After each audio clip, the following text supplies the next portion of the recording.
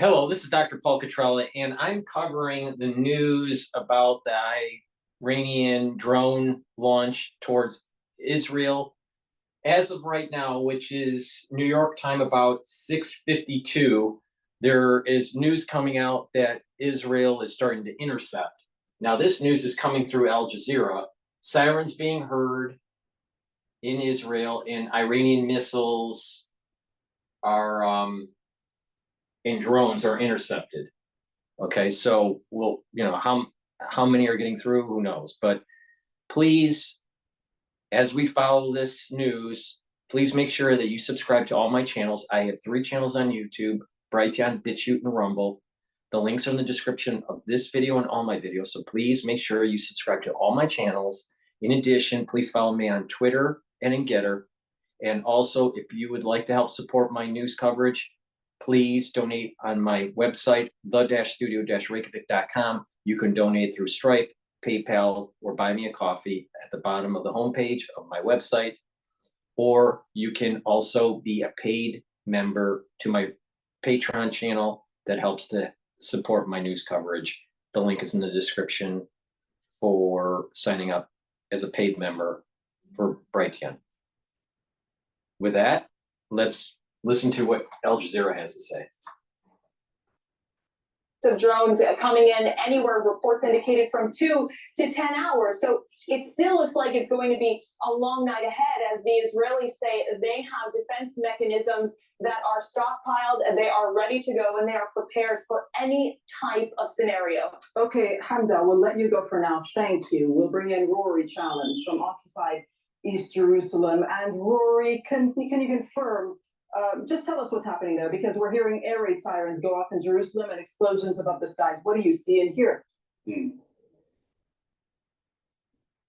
Yeah, exactly that. For the last 10 minutes or so, we've been looking out from the balcony here across the Jerusalem skyline. We've seen a succession of air defense interceptors going up from various points around the city to meet targets in the sky. And then still going on, there's a sort of dull thud going around the skyline across the city, as well as interceptions that are made. About 10 minutes ago as well, the air raid siren went off. And now the police seem to be going around on the streets in their cars with an announcement going out, which we assume is telling people to go to their nearest air raid shelters as quickly as they can. So this is the situation in Jerusalem at the moment. It seems to be calmer right now, but there could well be another barrage of drones coming in and on the way. We are seeing basically Israel under attack from Iranian projectiles right now. What sorts of advice or preparations has the government, or, I mean, you were just mentioning the police telling people to go to shelters. What more have they told people to do? Well, I mean, they've basically been telling people not to panic. They have been issuing various restrictions on movements and things like that. They have told people that they shouldn't be gathering anywhere in Israel in groups larger than 1,000 people. They've been saying that schools, universities, daycare, etc., is going to be closed for the next 2 days. And they have been saying to everyone to listen to the advice for when the air raid sirens go off, to go to those shelters and to take shelter for as long as is necessary. But the advice has been just to sort of take it calmly and not to get too worried about things. The military has been telling people that the air defense systems that Israel have, that's the Iron Dome, that is David Sling, and that's Arrow 2 and 3, are very capable systems designed to deal with multiple types of threats. It's a layered air defense system to deal with rockets, to deal with missiles, ballistic, to deal with missiles that are cruise missiles, and to deal with drones as well. And that is what we're likely to be seeing over the next few minutes and hours as these different waves of projectiles come in. The big test, of course, is for this layered air defense system. Can it cope with an assault of this magnitude? Because this is not something that Israel has faced before on this scale. It has its assistance coming from the United States, providing overwatch, providing electronic jamming, electronic warfare, and shooting down projectiles before they even get to Israeli airspace. But this, as I say, is a test that Israel has not faced before on this scale. Rory, it's what is interesting, because in the previous broadcast, I didn't know if a drone coming in slower and lower would fly underneath the Iron Dome. It seems as though it's not. So the Iron Dome does have some capability against drone strikes. So we'll see. Doesn't seem like there's any damage yet, but other reports were saying there were hundreds of drones, not dozens of drones, and that there were multiple waves. So who knows what's going on. So I'm going to continue with this, but I just want to do a commercial break here for PNN. Please go to my store, the-studio-reykjavik.com, and get the ashwagandha root. This helps to control your blood glucose levels and brings down that inflammatory response from high glucose levels. Also, get resveratrol. It is an antioxidant and it helps to senesce cells. It's part of an anti-aging protocol. In addition, also get the vitamin C that's on my store. It is an antioxidant, but it also helps with the dermal layer cross-linking with collagen to improve your skin. So please take vitamin C every day. If you're not feeling well, take a double dose of it. Clarity factor, which helps to get rid of the brain fog and helps keep those dendrites firing, those dendritic connections firing with the neurotransmitters. This will help you to maintain your mental acuity. So please take this every day. I take this twice a day. And lastly, vitamin D3, very important for calcium absorption, but also it helps to get rid of infected cells through apoptosis. It's a cofactor for gene expression. If you're low on vitamin D3, you're not gene expressing at the levels that you should be in your cells. So please make sure that you take vitamin D3. I take 10,000 units of this, which is 2 soft gels. I take 1 soft gel in the morning and 1 soft gel in the evening.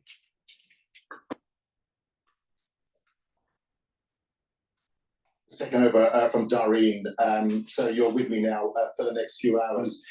For those viewers, Rory, who are just joining Al Jazeera now to take in this developing story as it's happening, talk us through again what you're hearing from Israeli Army radio, from officials there about the incoming drones, because we're hearing, as you've been telling us throughout the evening, it may also include different air threats like missiles as well. Yeah, so the first that we heard was that a barrage of dozens of Iranian drones have been launched from Iranian territory. Now, what we know about the Iranian drones in use are that they are the Shahed 136. Now, this is being used extensively by the Russians, bought from the Iranians. It's being used by the Russians in Ukraine. The 136 has a warhead of 50 kilograms, so it's not huge, but it's certainly not insignificant. It can do quite some damage when it actually reaches its target. But the way that these drones are used as they're used as a kind of saturation tool, you might not get many through, but it will exhaust the air defense systems, certainly of the Ukrainians' air defenses, which are nowhere near as capable as the Israeli ones. And that's when the Russians, certainly in Ukraine, use their cruise missiles and their ballistic missiles. Once the drones have exhausted air defense, then those missiles can hit their targets more easily.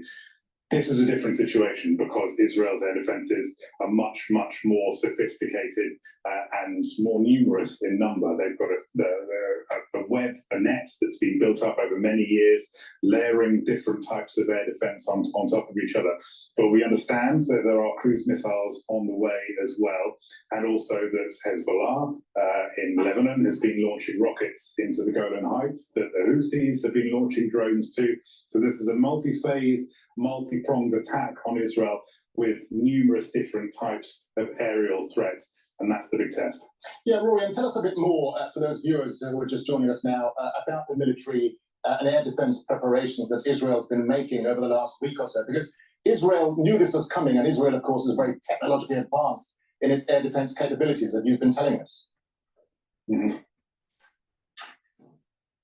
Well, yeah, Israel knew something was coming. They didn't know exactly what it was going to be, so they had to prepare for whatever Iran chose to throw at it. And so in the immediate days after that strike on the Iranian complex in Damascus that killed several Iranian generals and high-ranking military people, the Israelis basically put in place numerous preparations. So they cancelled leave for all combat units, basically telling any ground force that was in its position at that time that they couldn't go home, they couldn't leave their post, they could be redeployed to wherever they needed to be, but going on leave, absolutely not. So that indicated that the Israelis wanted to be prepared not just for something coming from the sky, but also for any kind of incursion on the ground as well, which I assume they probably meant was going to be most likely coming from Hezbollah in the north across the Lebanese border. They also called up air defence reservists, of course, for what we're seeing playing out at the moment, because that was always going to be the most likely thing. But then there was also the threat to Israeli diplomatic compounds and embassies and consulates around the world. So they were put on high alert too. And then there was jamming. So they did jamming of GPS systems around the country. We've seen a lot more of that going on over the last few hours as well. Electronic warfare being used in a fairly major way to try and disrupt the drones as they come in.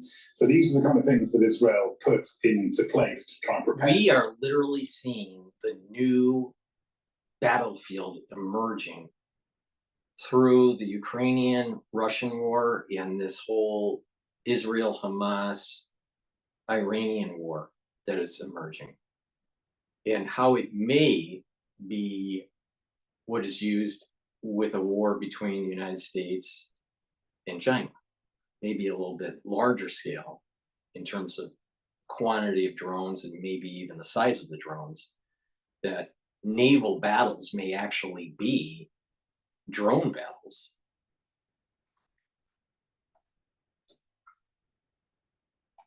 Yes, but then, of course, the Americans came to liaise. We had the general of Central Command.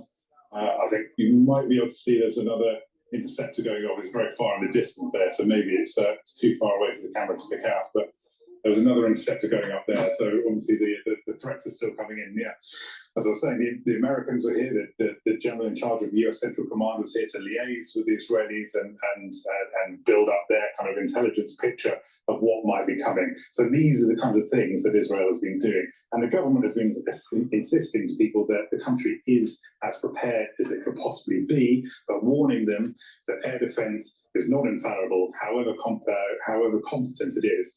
Something might well get through. All right, Rory Challenge there, live for us in Ottawa.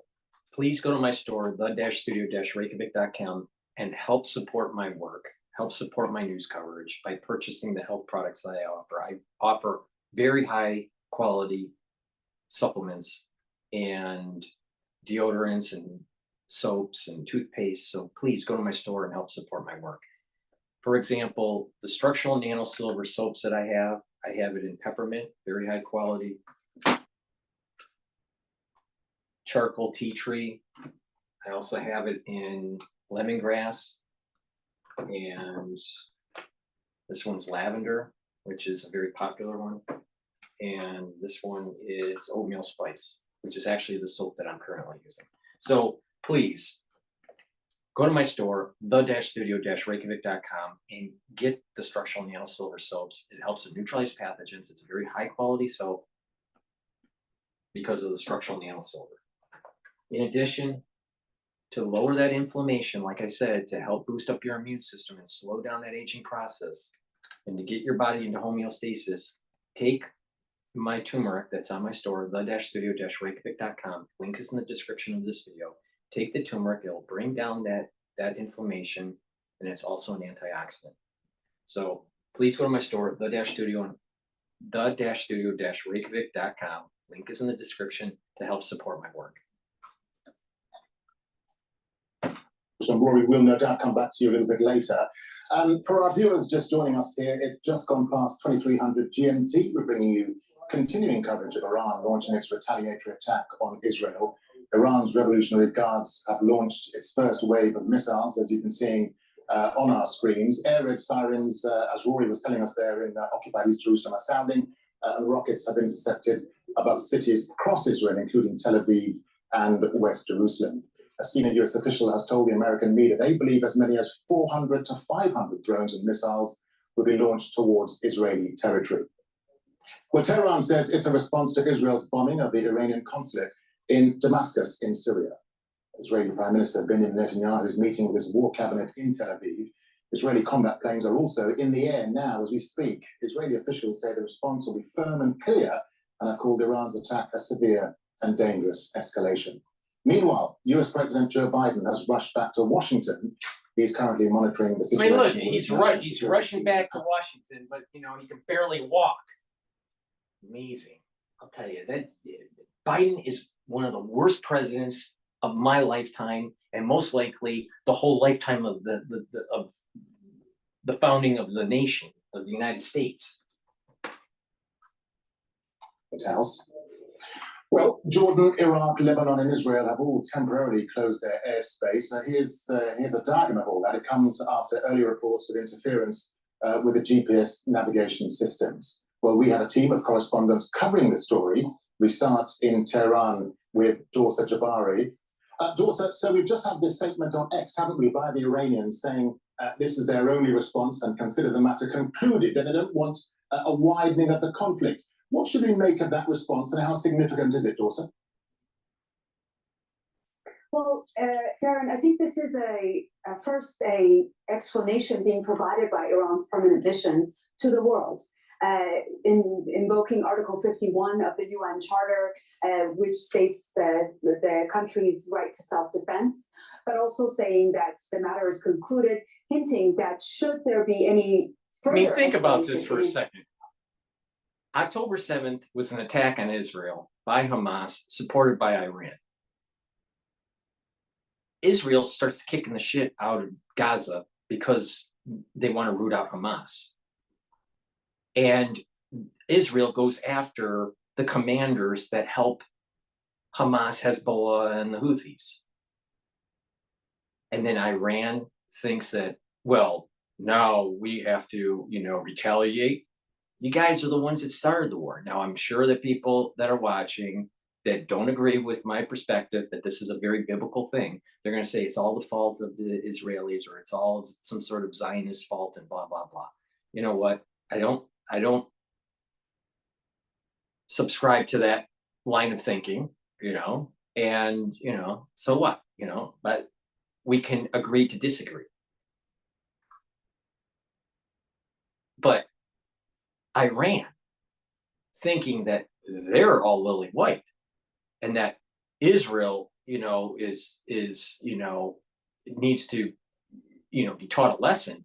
You know what? What's going on between the battle between Jacob and Esau, the whole soul root thing that I've been saying for months now, is playing out in the news. Israel is playing hardball. Same thing. Iran plays hardball.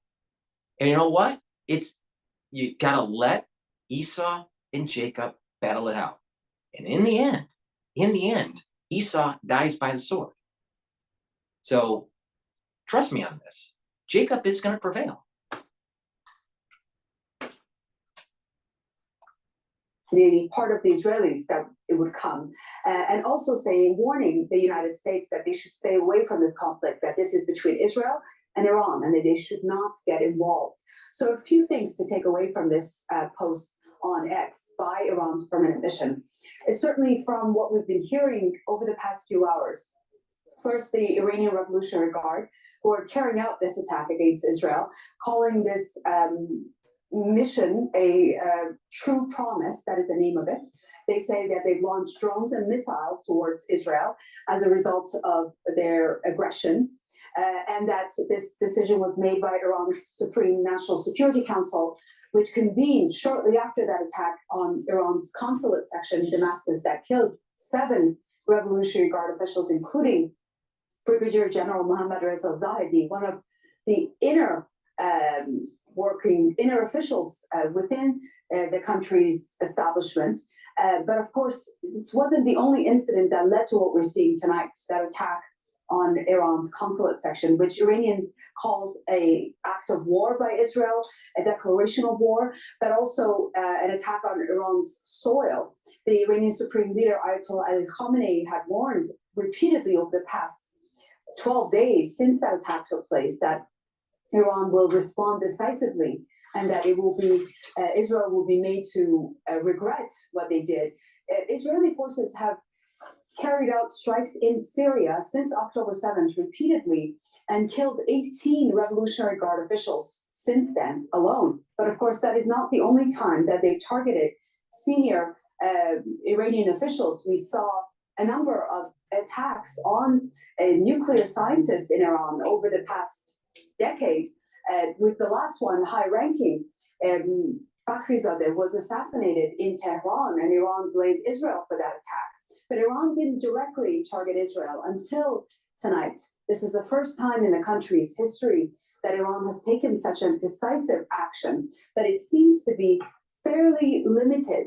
First of all, there was communication back and forth between Iran and the United States, Iranian officials making it very clear that they don't want a full-on confrontation with the West, and that what they're going to do is have a precise and limited action against Israel. And that the Iranian foreign minister just tonight posted on his X account that the United States had sufficient warning in advance about what was to come. So there's no surprises about what is happening tonight. Dorsa, there was a lot of speculation, wasn't there? We were talking to you earlier, particularly coming in from the United States, about when and where the retaliation would take place. But Iran remained pretty silent about how they would respond. So was this specific kind of attack expected? Because they've even given it a name, haven't they, for the operation? Yes, True Promise is the name.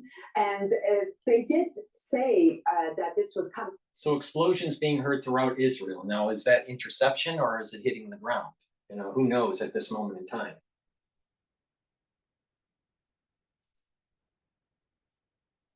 Without specifying exactly what kind of an attack would take place.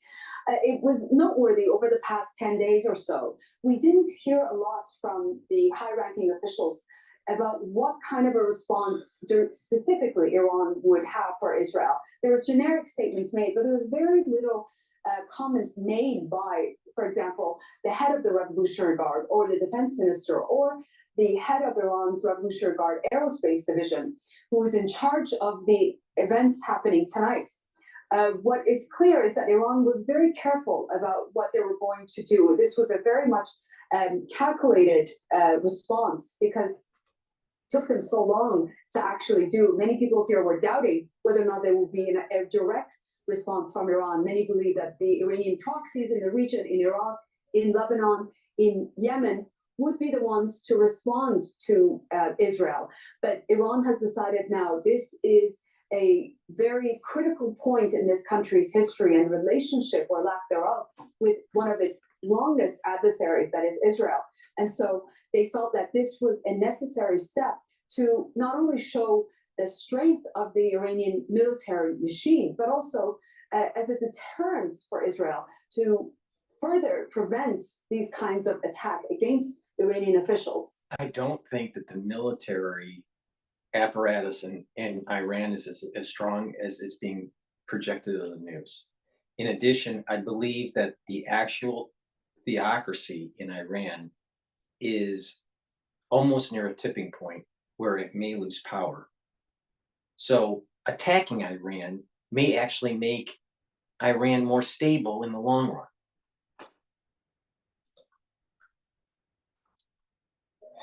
Daughter, as we're talking to you, we're seeing some of those earlier pictures of those explosions being heard throughout Israel, some of the missiles and drones being intercepted. So for our viewers who are just joining us, that's what they're seeing in those boxes outside of you and I talking. And for the viewers who are just joining us now, remind them why Iran had to respond in this way, because Iran saw the Damascus attack as a direct assault on its sovereignty, on its territory. Okay, so this news announcement from Wall Street Journal, the U.S. has shot down a number of Iranian drones that were heading toward Israel. Okay, so heading towards Israel. So that sounds like they shot it down, perhaps in Iraq. They have no option but to respond in this way. Well, many here believe that they didn't. If they didn't directly respond to Israel, this kind of behavior by Netanyahu's government and the military in Israel will continue. There's been targeted assassinations of Iranian officials, not only in Syria, Lebanon, but also inside Iran. There's been a number of nuclear scientists who have been assassinated inside the country, and Iran has repeatedly blamed Israel for them. Now, this is something that the Iranians have never considered until now, but it seems that an attack in Damascus was the final straw for the Iranians. And of course, we have to remember that this country's history, the long war that it was engaged in with Iraq, 8 years after the revolution happened here in 1979. The war began in 1980 and lasted until 1988. It was devastating for this country. And the supreme leader that is now in power since 1989, he's the commander-in-chief of the country's armed forces, had a very difficult decision to make. This was not something that was taken lightly by Ayatollah Ali Khamenei, because to engage with direct conflict with Israel is something nobody here wants or wanted. But I think the officials felt there was no other option. If they use proxies in the region, they will be made to. Israel knows, the United States knows, and Iran knows that if this gets escalated between Israel and Iran, Iran's going to lose. And the whole theocracy between the Shia and the Sunni and all this stuff is going to radically change. And this is why I keep on saying that there are things that are happening in the news, in the world, especially in the Middle East, that is moving towards the Temple Mount to be rebuilt, the Dome of the Rock to be taken down, the red heifers to be sacrificed, the borders of Israel to be larger to biblical time boundaries, and that there will be a two-state solution where the Palestinians are going to be in Gaza. Not the West Bank, not in Jerusalem, and that there will be world peace. But to get to that point, there will be birth pains that we're seeing right now. Iran knows this. They're not that strong. They're not strong internally because there is a people that is not aligned. There are people within their country that are not aligned with the theocracy. And they're not aligned with this whole new era that's starting to emerge. So for their survival, they know they can't escalate, but just get the job done and we are going to have longer lasting peace.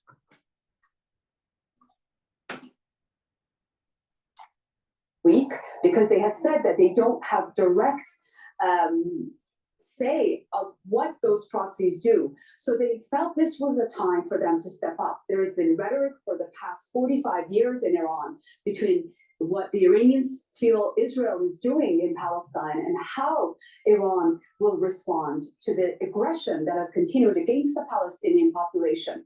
So I have to tell you, these scenes that we're seeing tonight are extremely unprecedented. I think many Iranians, when they wake up on Sunday morning, will be utterly shocked that Iran has actually taken this decision to launch direct attacks from Iran towards Israel. These are threats that we've heard over and over again over the past 4 decades, but to see the scenes over Jerusalem and Tel Aviv are something many here never imagined they would see. All right, Joseph Jabari there reporting live for us from the Iranian capital, Tehran, as we're looking at some of those earlier pictures of those interceptions. Please go to my store and get the probiotic. This is very important to repopulate your gut biome. It has been shown that people that have a disturbed gut biome get sick, potentially even exacerbate or extend what happened to them during the last crisis, the pathogenic crisis. So make sure that you repopulate your gut biome, because health is correlated to a good gut biome. So please go to my store, get the powder or the tablets, take it every day. I take the powder every day. You can mix it with food or you can mix it with water. I put it in hummus, not Hamas, hummus. All right. So please get the powder and take it every day, and it'll help to improve your gut biome. You're going to have better stools, more consistent stools. You're going to have better communication between your gut and your liver, and your gut and your brain. So go to the store and get the probiotics that I offer them. The-studio-reykjavik.com. Link is in the description. We understand there have been explosions and interceptions throughout across Israel against these Iranian missiles and drones as they're being intercepted. So those are some of the pictures you're seeing on your screen now. Let's bring in Sean Bell. He's a military analyst and a retired Air Vice Marshal. He joins us live from Birmingham in the UK. Sean, thank you very much for being with us. Give us first your response then to this retaliation we're seeing tonight against Israel. And how surprised are you that Iran used a direct attack rather than its proxies? Because that's significant, isn't it? Yeah, good evening, Darren.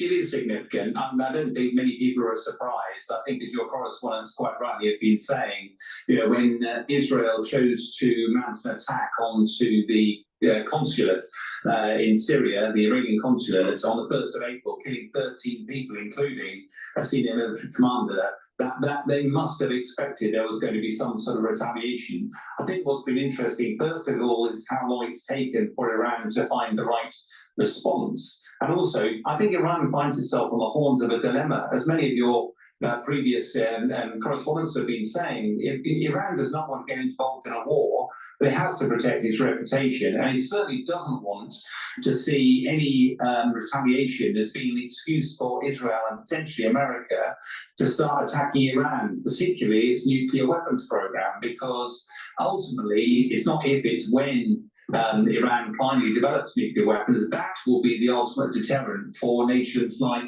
Israel and the US, and it will not want to see those get lost. So I don't think anybody's surprised at the level of the attack. I think what we're all looking for at the moment is whether or not they are military targets, maybe government targets, whether there have been telephone warnings to advise to try and minimize the number of casualties, and whether or not actually this is a single wave of attacks. I think what's other thing you're seeing on your pictures, I would remind viewers that at the moment, the Iron Dome and systems like that are only really useful against drones. And it does seem to be that Iran has coordinated a series of attacks, potentially even Hamas firing rockets, but certainly Hezbollah firing rockets, and with the Houthis also attacking in the Red Sea. This is a very, very well coordinated series of attacks by Iran, trying to make a clear point to Israel. Yeah, Sean, let's just stick with the issue of the drones. What do we know then about these Shahed drones that are now coming in over Israel and being intercepted? I mean, their range, their speed, their warheads, their payloads, etc. Because we know that they've also been used by the Russians in the war with Ukraine. Yes, I mean, from a military perspective, they're not that capable. I mean, they're about the same speed as a car. They do about up to 140 miles an hour. They have got long endurance, they can travel hundreds of miles, and they can be quite carefully programmed.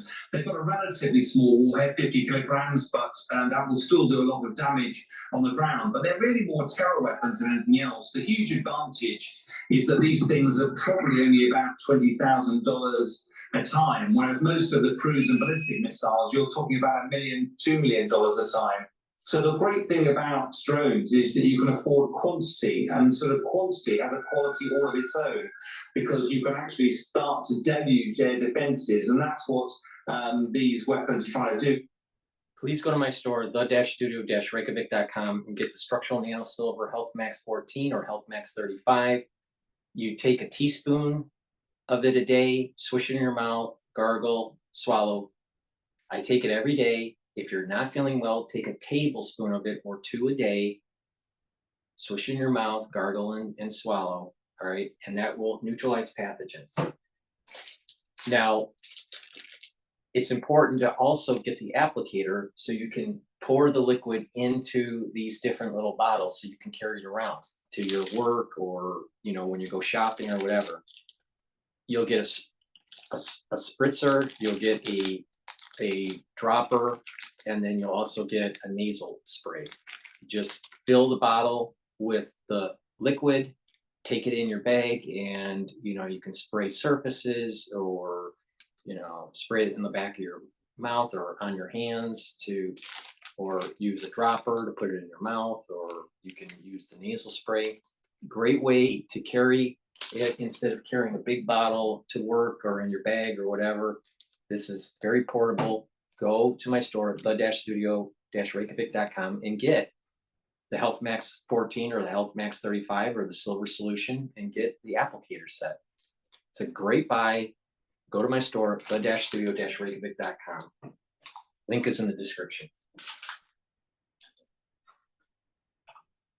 A terror weapon more than actually physically be able to do material damage, but they are, as you said, very widely being used out in by the Russians against Ukraine targets, because it forces air defense systems to operate against them, sucking up expensive air defense missiles, and therefore creating potentially the pathway through for cruise missiles and the ballistic missiles, which are much more expensive, travel a lot faster, a lot more capable, but obviously are in limited supplies and very expensive. Yeah, let's just get a final thought from you, Sean, and stay with that issue of the Iranian strategy here.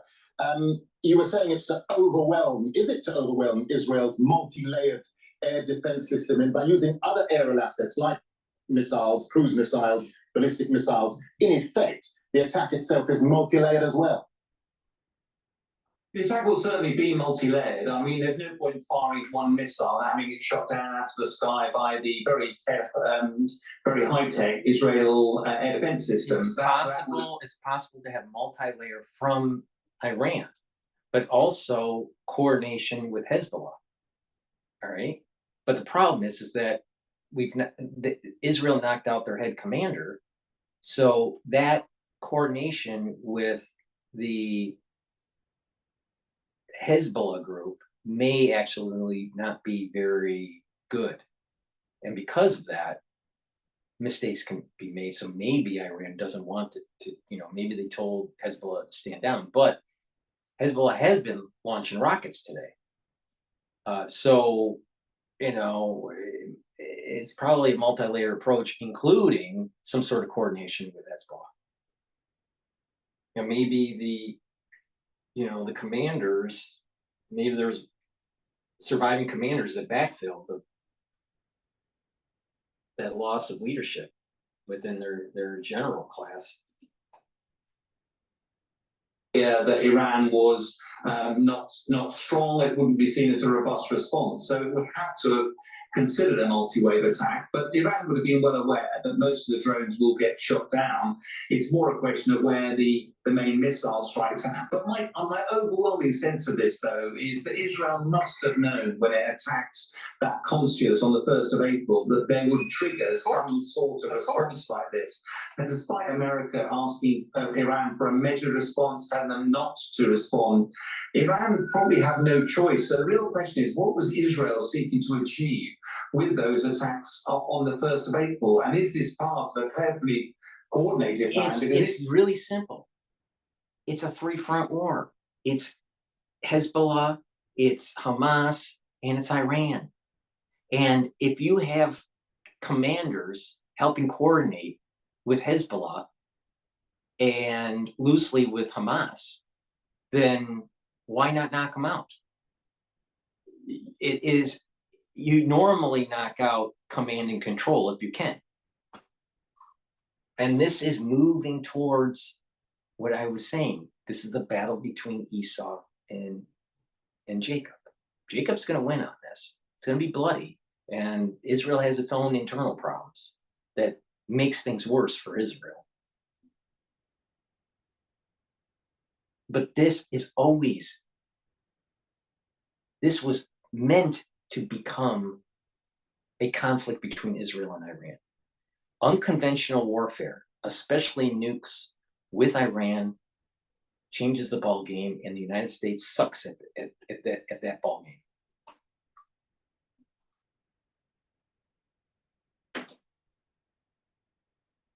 made no secret of the fact that having dealt with Hamas, it wanted to deal with Hezbollah next. And this attack by Iran might well give Israel a license to have a go after Hezbollah next.